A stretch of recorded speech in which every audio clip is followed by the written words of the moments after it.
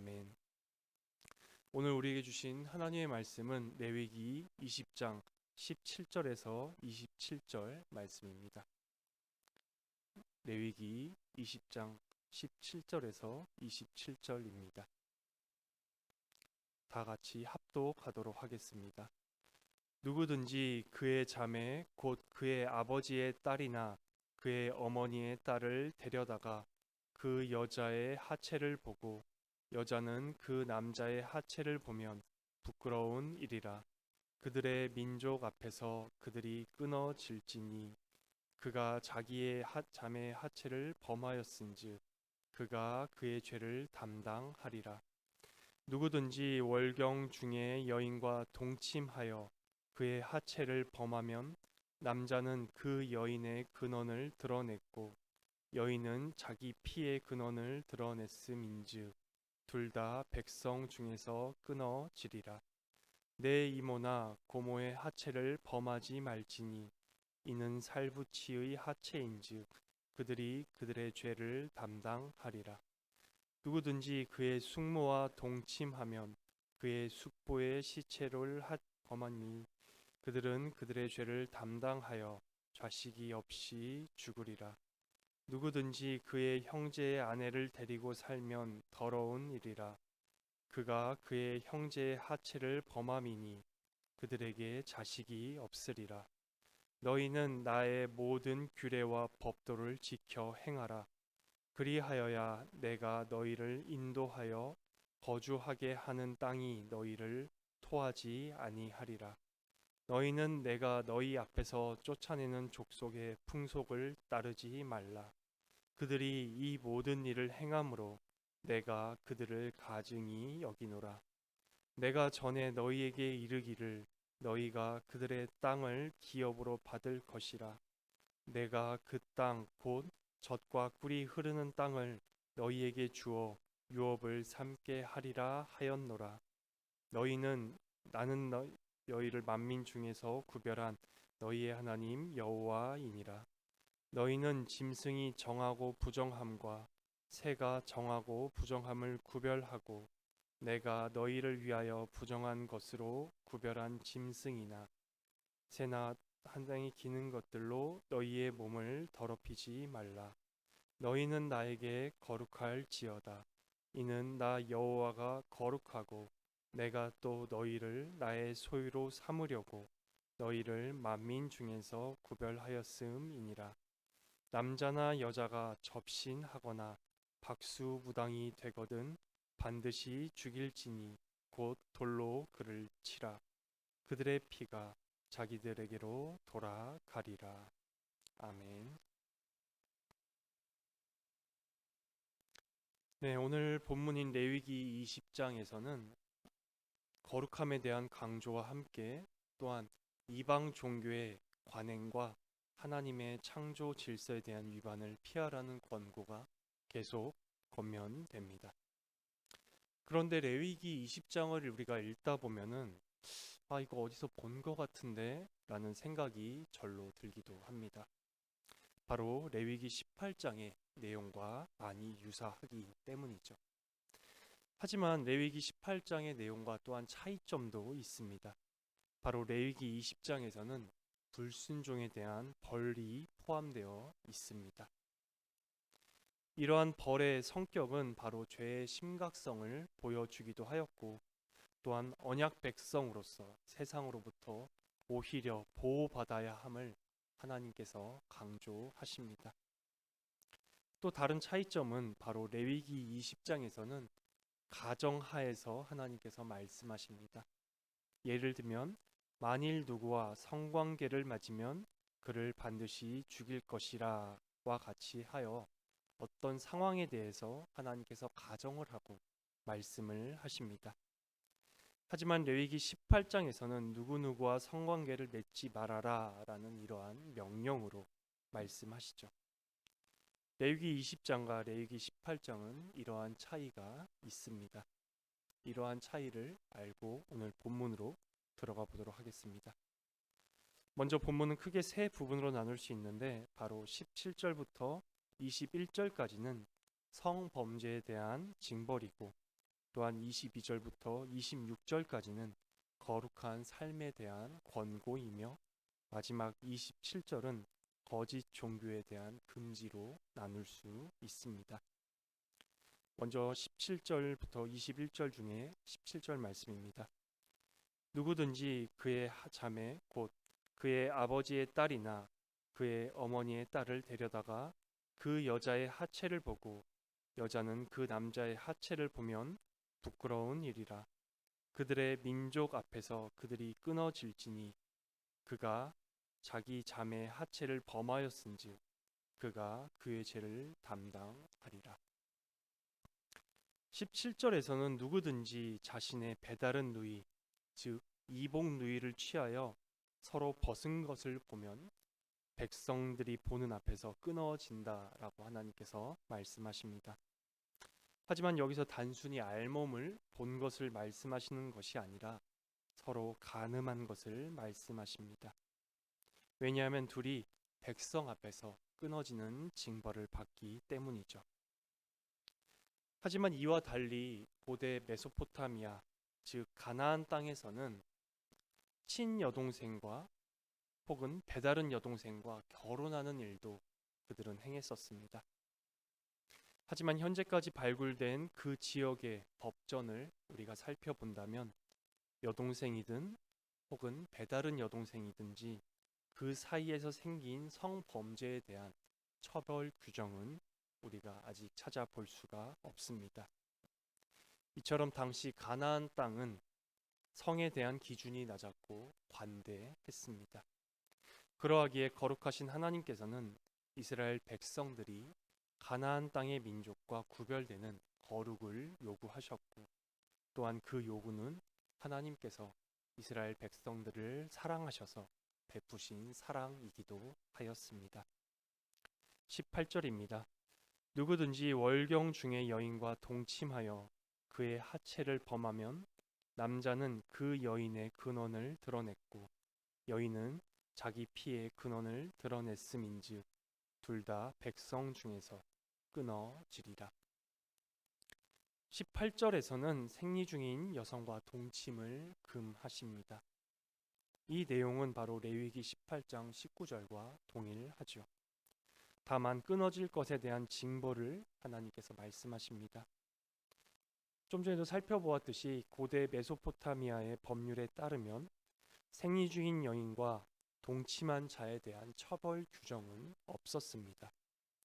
하지만 성경은 생리 중인 여인과 동침하는 것에 대해 레위기 18장 19절에서 우리가 살펴보았듯이 생명의 근원을 드러내는 것이라고 하나님께서 말씀하시면서 그것을 금지하십니다. 19절부터 21절은 친족에 관한 금지 명령입니다. 먼저 19절에서는 고모와 이모에 대한 금지 명령이고 또한 20절에서는 숙모이며 21절은 제수입니다. 제수는 여러분들도 잘 아시다시피 동생의 아내이죠.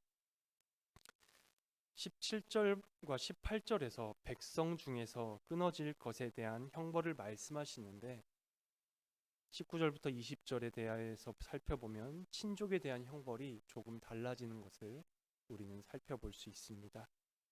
바로 자식이 없을 것이라고 하나님께서 말씀하십니다. 또한 19절에선 이에 대한 언급이 없는데 이것은 20절과 21절에서 반복적으로 말씀하시기 때문에 생략한 것으로 보여집니다. 당시에 자식이 없는 것은 오늘날 우리 시대와 많이 달랐습니다. 구약 시대에는 하나님께서 백성들과 함께 하신다는 것을 자녀가 많음 혹은 땅의 비옥함 혹은 물질적 풍요로 보여주셨습니다. 그런데 자식이 없다는 것은 바로 자기의 유산을 전할 자녀가 없는 것으로 여겨서 그것은 하나님의 축복이 박탈당한 것으로 사람들이 보기도 하였습니다. 그러하였기에 자녀가 없는 것은 구약 시대에 하나님께 범죄하였다는 공포감을 불러일으키기도 했죠. 예를 들면 아담과 하와가 원죄 후에 에덴 동산에서 쫓겨나서 겪은 고난 가운데 바로 자식을 잃는 슬픔과 괴로움이 있었습니다. 또한 이 자식이 끊겼다는 이 단어는 문자적으로는 히브리어 원어로 살펴보면 벌거벗기다라는 뜻으로 마치 자녀가 없는 수치스러움을 보여주기도 하였습니다. 즉 17절부터 21절까지는 이복 누이, 생리 중인 여자, 고모와 이모, 숙모, 동생의 아내인 제수와의 성적인 관계를 하나님께서 금하십니다. 금하신 이유는 바로 하나님께서는 가나안 땅의 사람들, 즉 세상과 구별된 거룩한 하나님의 백성으로 하나님께서는 백성들과 교제하기를 원하시고 사귐을 갖기 원하시기 때문에 그들에게 거룩을 요구하셨죠. 22절부터 26절은 거룩한 삶에 대한 하나님의 권고입니다. 22절부터 23절은 레위기 18장 24절에서 30절에 있었던 말씀을 요약하여 반복하십니다. 이스라엘 백성이 가나안 땅에 들어가서 그 땅으로부터 토해지지 않으려면 가나안 땅에 일상화된 악한 풍속과 전통을 끊고 오직 하나님의 규례와 하나님의 법도를 지키며 살아야 한다라고 말씀하십니다. 가나안 민족들은 레위기 20장 9절부터 21절에 언급된 이러한 범죄들을 행하는 것이 그들의 하나의 풍속으로 자리 잡았기 때문입니다. 또한 레위기 18장부터 20장까지 이어진 거룩법은 사형을 비롯한 징벌과 추방과 같은 강력한 하나님의 심판을 받는 죄악들이기 때문에 더욱더 철저하게 지켜져야 했습니다. 24절입니다. 내가 전에 너희에게 이르기를 너희가 그들의 땅을 기업으로 받을 것이라. 내가 그 땅 곧 젖과 꿀이 흐르는 땅을 너희에게 주어 유업을 삼게 하리라 하였노라. 나는 너희를 만민 중에서 구별한 너희의 하나님 여호와이니라. 24절에서는 레위기 18장에서 살펴볼 수 없었던 그러한 내용들이 기록되어 있습니다. 그 가운데 특별히 우리는 세 가지 내용을 좀 잠깐 간단히 살펴보고자 하는데, 바로 먼저 첫 번째로는 바로 하나님께서 가나안 땅을 소유하도록 이스라엘 백성들에게 주셨다는 것입니다. 그리고 두 번째는 가나안 땅에 대한 설명입니다. 바로 젖과 꿀이 흐르는 땅이라고 하나님께서 말씀하시죠. 가나안 땅은 천국에 대한 그림자입니다. 즉 신학 용어로 예표이죠.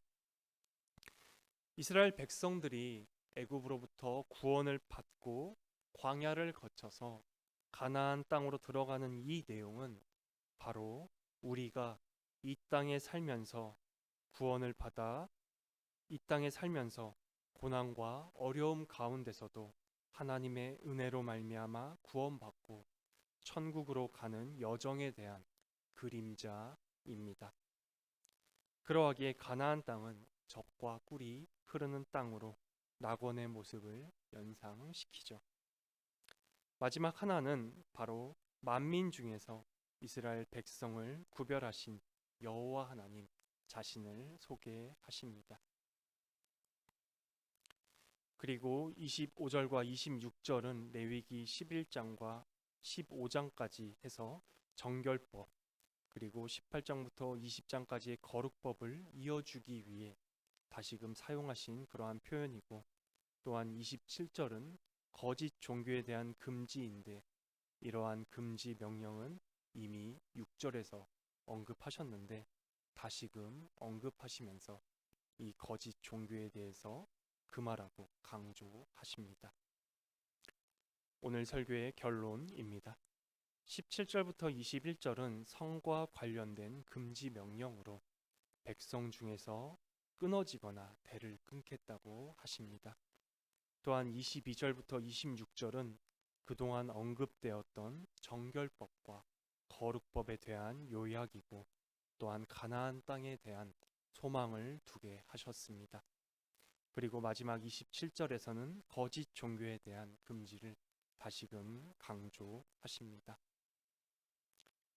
오늘 설교의 복음입니다. 오직 하나님께서는 하나님을 가장 사랑하고 하나님만을 바라보기를 이스라엘 백성들에게 원하셨습니다. 성범죄는 오직 하나님을 가장 사랑할 때 그분께서 주신 생명을 소중히 여기는 마음으로 그 성범죄를 범하지 않도록 또한 그 말씀을 지키기를 하나님께서 바라셨고, 또한 거룩한 삶에 대한 권고는 바로 하나님을 가장 사랑하며 하나님과의 교제를 가장 최우선적으로 여기고 하나님과의 친밀감을 소망하는 마음으로 그 계명을 지키길 원하셨고, 거짓 종교에 대한 금지 역시도 하나님을 가장 사랑하며 사랑하길 바라시며 그 계명을 주셨습니다. 우리 중에 하나님만을 가장 사랑한다고 말씀하시는 분이 혹시 계실지 모르겠습니다. 나는 이 세상 그 무엇보다도 그 누구보다도 오직 하나님만을 가장 사랑한다라고 자신하실 수 있는 분이 계실지 모르겠습니다. 없습니다. 이 세상에는 없습니다. 그럼 이 세상 밖에는 혹시 있을까요? 네, 이 세상 밖에는 계십니다. 바로 예수 그리스도시죠. 그리스도께서는 성부 하나님을 얼마나 사랑하셨나요?